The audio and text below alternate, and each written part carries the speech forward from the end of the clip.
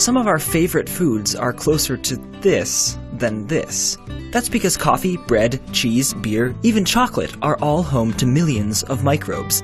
In fact, these foods only acquire the tastes, smells, and textures we love because of tiny bacteria and fungi.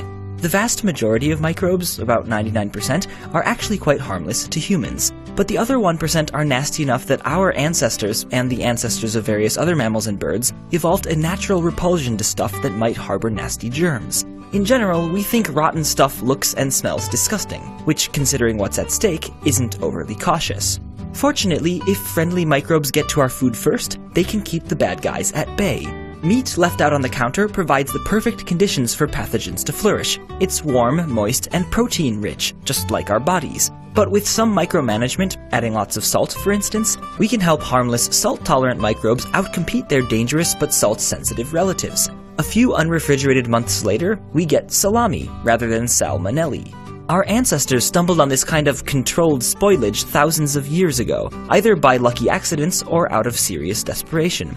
And we humans have been intentionally spoiling food ever since. Not only to keep our food safe to eat, but also because the microbes we culture can transform it almost magically into awesome deliciousness.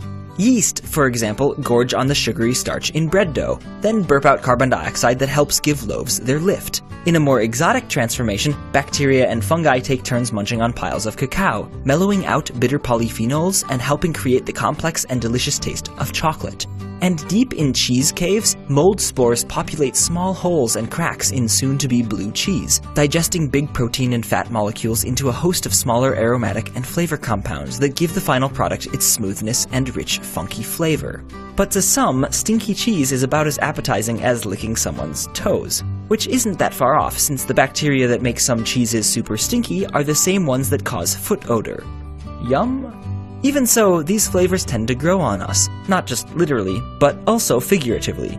The more we're exposed to particular microbial funks, which can even start in the womb, the more we tend to like them. As a result, people around the world have some very different ideas about how to microbify foods, but every culinary culture involves fermentation in one way or another.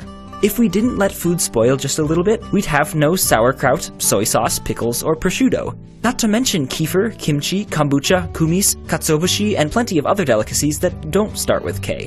What's more, spoiled food may well have changed far more than our tastes. Historical evidence suggests that when our ancestors gave up their wandering ways and settled down to grow grain, it was likely for love of either bread or beer. Whatever the case, one thing is clear. Without the help of friendly fermenting microbes, we humans would be terribly uncultured.